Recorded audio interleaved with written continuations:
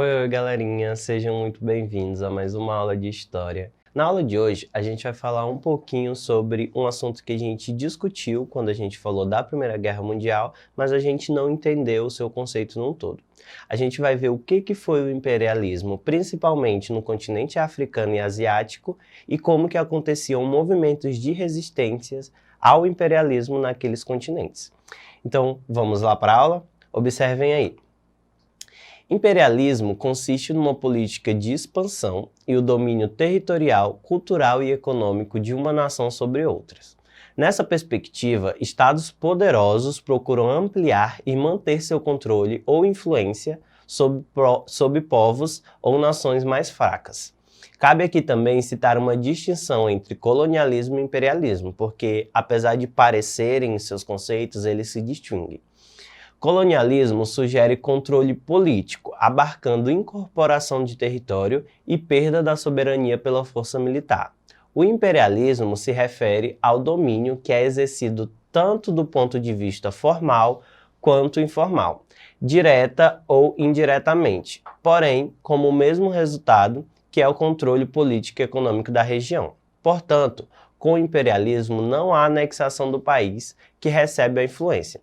Então, basicamente, o imperialismo vai se distinguir do colonialismo, porque o colonialismo tem essa característica de ter a anexação do território dominado ao território dominante, como é, por exemplo, as colônias da América que foram, em determinados momentos, colonizadas pelos países europeus.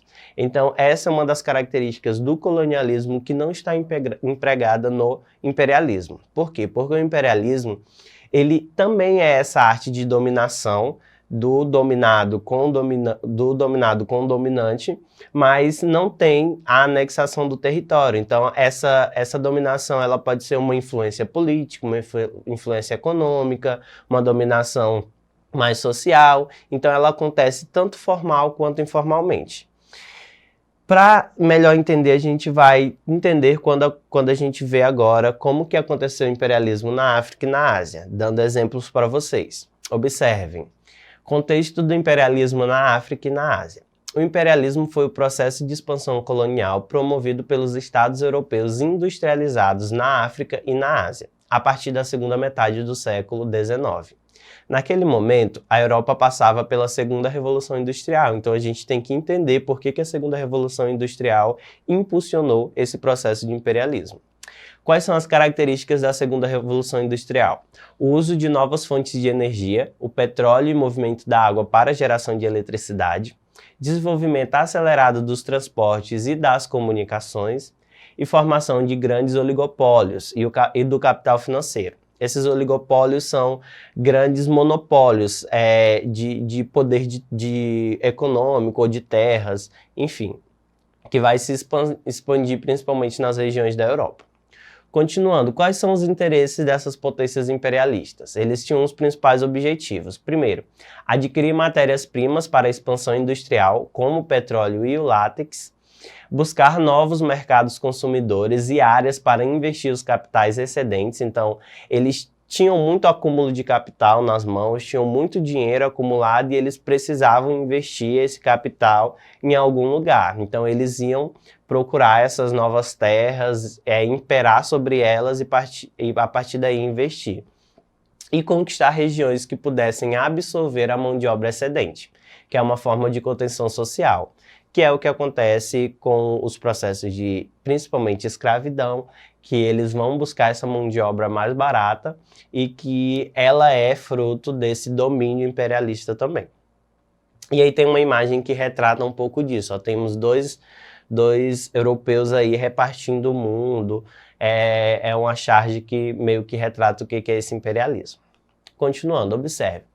Vamos lá para as ações imperialistas na África, como que elas aconteceram. As ações imperialistas se concentraram no continente africano em lugares estratégicos, ou seja, eram lugares que poderiam oferecer às grandes potências matéria-prima para a produção em massa. Dessa forma, a tomada de terras no continente se intensificou quando os colonos descobriram a presença de diamantes nas terras africanas. No início, durante a metade do século XIX, a África continha apenas colonizadores holandeses, britânicos e franceses. Porém, a descoberta de diamantes despertou o interesse de outras potências europeias. Assim, a disputa por território ocorreu de forma pacífica em algumas regiões. Já em outras, forças militares foram utilizadas. É muito importante a gente observar isso porque não é só um país europeu que parte desse princípio imperialista e vai atrás de dominar os países africanos, mas são vários, é praticamente todos os países, as grandes potências europeias que vão começar a dominar o continente africano. Tanto é que a gente vai ter a chamada Partilha da África, que vai dividir a África entre esses países. Observem. Aí tem um mapa desse domínio estrangeiro na África. Então, a gente vê aí as legendas de todos os países europeus e quais os pedaços de terras que eles ficaram ali no continente africano, certo? Então, basicamente foi isso. A África foi dividida, totalmente dividida entre esses países europeus, que tinham poder bélico, poder econômico, poder social. Então, eles tinham, de certa forma, como exercer influência sobre o continente africano. Isso vai gerar uma problemática muito grande, porque essas divisões não foram feitas levando em consideração os grupos étnicos, os grupos sociais da África. Então, é por isso que a África ela é um continente multicultural. Então, em determinado país se fala espanhol, em determinado país se fala português, em determinado país se fala inglês, holandês. Então, são várias culturas que vão ser surgidas e vão ser impostas nesses países africanos. Isso vai gerar, claro, que um descaso muito social dentro do continente africano. E do asiático, como que ocorreu? Observe. O continente asiático começou a ser explorado em 1500 e perdurou até meados do século XX. Porém, para alguns historiadores, a exploração europeia no continente ainda permanece. Visto isso, os europeus iniciaram a exploração da Ásia no intuito de aproveitar as riquezas que o continente possuía. Dessa forma, as potências europeias iniciaram um processo de colonização e conquista das terras durante os séculos XIX e XX. Assim, quando a Primeira Guerra Mundial teve início, grande parte da Ásia já estava sob domínio europeu.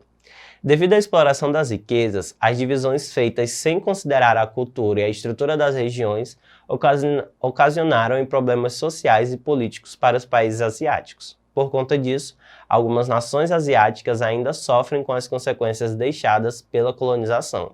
Então é um pouquinho do que a gente tinha falado na África, que também aconteceu na Ásia. Esse domínio, sem essas divisões, sem serem levadas em consideração as culturas, as pluralidades que tinham naquele continente.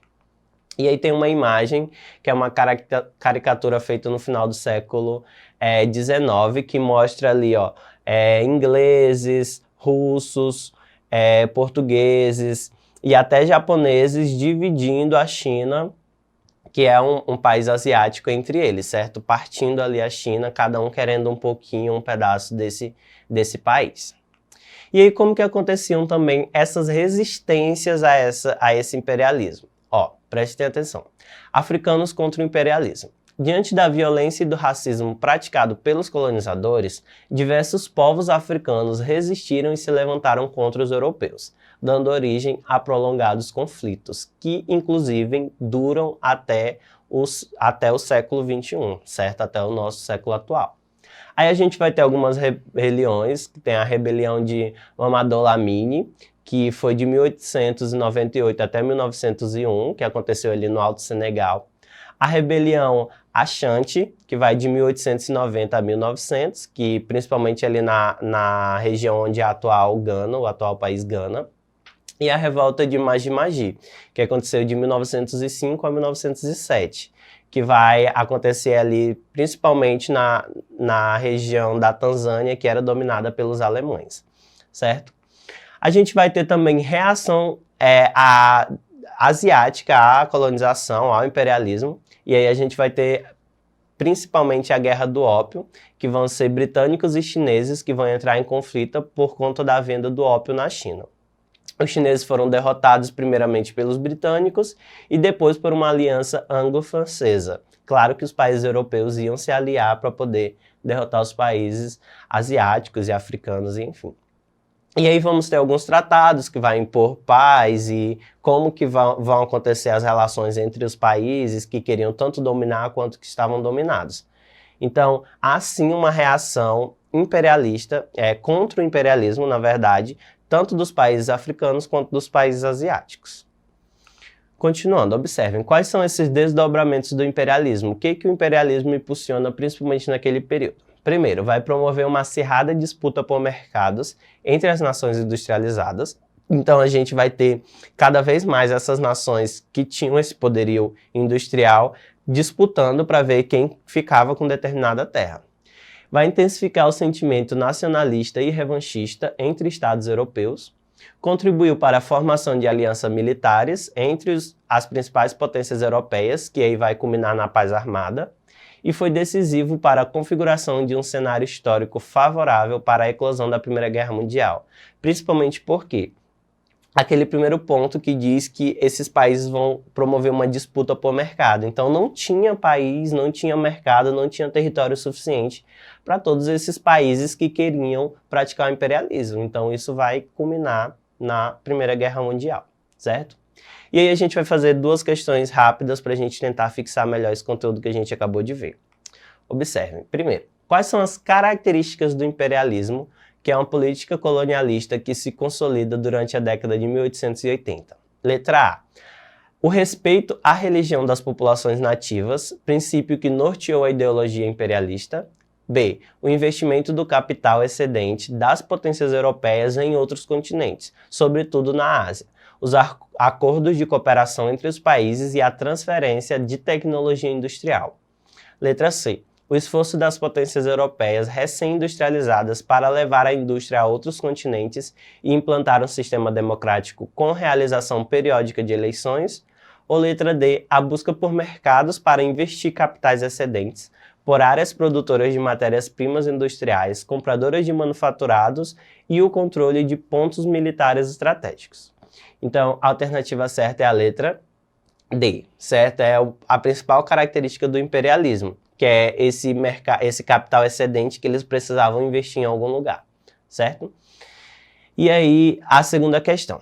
O imperialismo foi o fenômeno típico da segunda metade do século XIX, no qual as nações industrializadas europeias estabeleceram novas colônias ao redor do mundo, em especial na África e na Ásia, visando expandir as suas reservas de recursos naturais, seus mercados consumidores e a disposição de mão de obra barata, sendo as colônias essenciais para o progresso do modelo de capitalismo industrial, instalado em cada um desses países. Baseado nisso, explique qual a relação do imperialismo com a Primeira Guerra Mundial.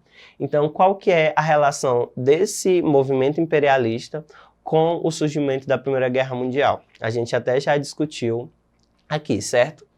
Mas observem a resposta. O mundo não era grande o bastante para as ambições de todas as nações imperialistas, posto que havia um número limitado de recursos e mercados, de modo que surgiram disputas entre estas próprias nações pelo controle de colônias, que acabaram deflagrando uma guerra aberta em 1914, a mais sangrenta que já havia sido vista até então. Tanto é que vai ser chamada de a Grande Guerra, porque foi a Primeira Guerra. Não sabiam que ia ter outra guerra, certo? Então, é isso. Eu espero que vocês tenham conseguido compreender os nossos objetivos aqui na aula. Para ter acesso a essa aula na íntegra, acessem a plataforma do Eduque no site da Secretaria de Educação, que lá vocês podem assistir essa aula quantas vezes quiser, tá bom? E a gente fica por aqui. Tchau, tchau.